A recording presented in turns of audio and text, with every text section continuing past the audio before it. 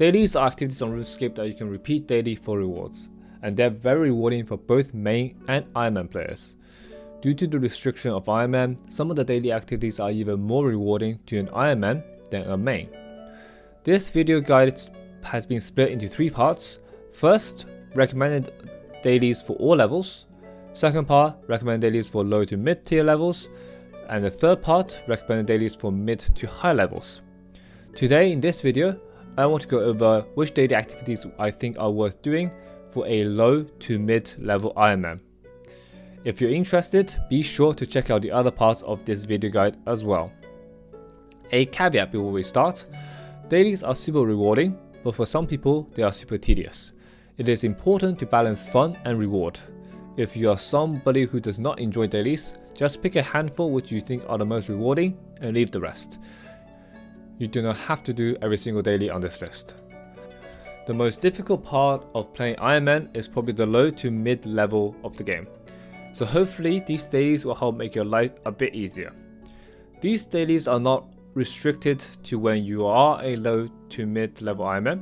Many Ironmen may find it useful to do some of these activities all the way to max, but these are the ones which I think are especially useful for low level Ironman, and the rewards at a high level may give diminishing returns.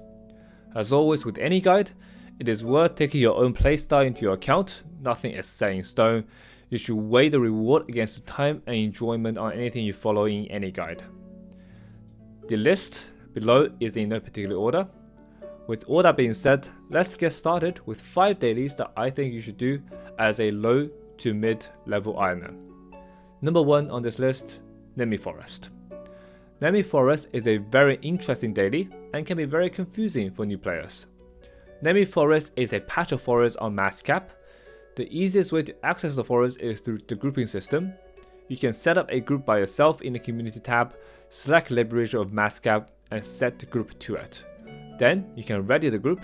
Once your group is marked as ready, you can teleport yourself through the grouping system to Mascap. From there, the forest is just a short walk to the west. The forest is randomly generated, but not instanced, which means that if there is nobody in the forest and you enter it, it will generate a random new forest for you. However, if you enter the forest when somebody else is already in the forest, you will join their randomly generated forest. When generated, the Nemi Forest can spawn up to 9 skilling activities. Each activity can be done once per day and gives you a nice chunk of experience. 1 of the skilling activity gives dungeoneering experience, 3 gives farming, 4 gives prayer, and 1 gives mining. These experience boosts are very nice to help you level when you are a lower level. As the forest is randomly generated, you might not be able to get all 9 skilling activities every time you enter the forest. The best way to do this daily is to use the subreddit r/NemiForest. On the subreddit, other players will help find forests where all 9 skilling activities are, and hold the world by staying inside the forest on that world. All you have to do is check the subreddit. Once you see an active world with 9 out of 9 skilling activities up, all you need to do is hop to that world and follow the map to do all skilling activities and get your skilling experience reward.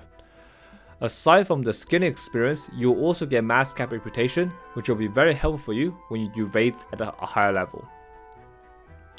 Number 2, Shooting Stars. Shooting Stars is a mining D&D where a star will randomly fall on a random crash site on the map. If you find the star, you can mine it for mining experience as well as Stardust. The star can be from the size of 1 to 9. As you mine the shooting star, the size will get smaller and smaller until the star sprite is freed. Once the star sprite is freed, you can exchange your Stardust with the star sprite for 50,000 cash and experience. For a low level Ironman, gold is very difficult to obtain as you do not have access to high alchemy, so this D&D is very useful to get some starting cash as well as some starting mining levels. This D&D is very easy. All you have to do is join the Starfind friend chat, wait until somebody calls a star location, then go to that location to mine the star.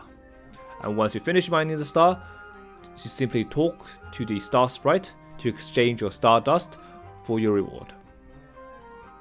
Number 3 on this list, Rune Runs. Rune Runs are shop runs where you go to various shops around RuneScape to buy runes. Runes are very useful for both magic training as well as making Viswax. To understand more about Viswax, please see part 1 of this video guide series. As a low to mid level Ironman, you'll be fairly cash strapped, so you may only be able to do rune runs occasionally, but it is definitely worth doing whenever you can. Due to the limitation of cash, you want to buy the cheapest runes to use for Viswax. These are the elemental runes, air, water, fire and earth, as well as the mind and body runes. There are a few different locations you can buy runes, and which one you pick is entirely up to your preference. There is the magic shop in Berthup, the magic shop in Port Sarim, the magic shop in Southeast Barak, the magic shop in Void Knight's Outpost, the Abyss Mage in level 5 Wilderness after completing Enter the Abyss mini quest, the magic shop in the Magic Guild in Yanil, which requires level 1966 magic, the magic shop on Rune Isle, which requires Rune Diplomacy completed. There are actually many other rune shops, but in my opinion, these are the ones that are easiest access. And given the fact that you will probably be cash strapped at this point in the game, you will not need to visit all the rune shop on RuneScape at all. Number 4 on this list, Corrupted Scarabs. Corrupted Scarabs is a randomly appearing event in Manifos. These bugs will randomly appear near the entrance of Shifting Tombs in Manifos, and when they appear, you can squish them. By squishing them, you are dealt a small amount of damage while also obtaining a sizable amount of Slayer experience. If you're somebody with a fairly low Slayer level, you will want to do these to boost your Slayer levels up, to skip over the low level Slayer grind, as the low level Slayer Masters gives very terrible tasks, which gives you very bad Slayer experience per hour. The amount of Slayer experience you get will decrease the more Scarabs you kill per day. The first 1 to 23 Scarabs that you kill in a day will give you 100% of the base experience. The next 11 after that will only give you half the amount of experience. The next 11 after that will give you 33%, and so on, and the number will keep decreasing and decreasing. Since these Scarabs spawn last only 5 minutes, you will want to do these until they despawn, which should give you above the 23 Scarabs that gives you the 100% Slayer experience. Whether you track down more spawns after that at the lower experience rate is entirely up to you, but generally it is not advised. There are a few different friend chats that can help call when Corrupted Scarabs spawn, so you do not need to go searching yourself. The ones I have used in the past is a friend chat called Soul Obby. All you have to do is sit in that friend chat. When somebody calls Scarabs, all you have to do is hop to their world, go to Manifos, and then start squishing the bugs. Number 5 on this list, Cache. Cache, or Guthixian Cache, is a divination D&D that rewards divination experience. Divination is a vital skill for Ironman due to how important invention is. Divination training is generally extremely slow, so most players will do Cache all the way up to level 99 divination for the optimal experience per hour. There are no minimum level requirement for Cache, so you will want to start doing these as early as possible to get your divination levels up. Cache can be accessed by hopping into any energy rift at normal divination training spots. Cache opens once every hour on the hour for 10 minutes. You can obtain a maximum of 100 points per cache and a maximum of 200 points per day if you do multiple cache.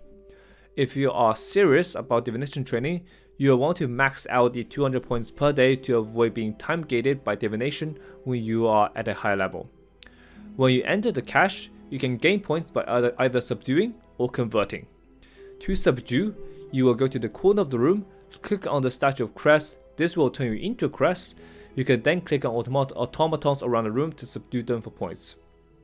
To convert, you will need to pick up the memories in jars around the edges of the room. You will then need to deposit the memories into the center of the room while avoiding automatons. I won't go into too much detail about the game outside of this, as there are multiple guides on Cache out there.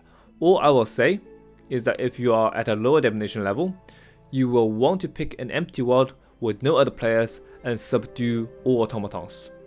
Without any other players on the world, you can easily get 100 points in 10 minutes. These 5 are what I think are great daily activities to do for low to mid level Ironman.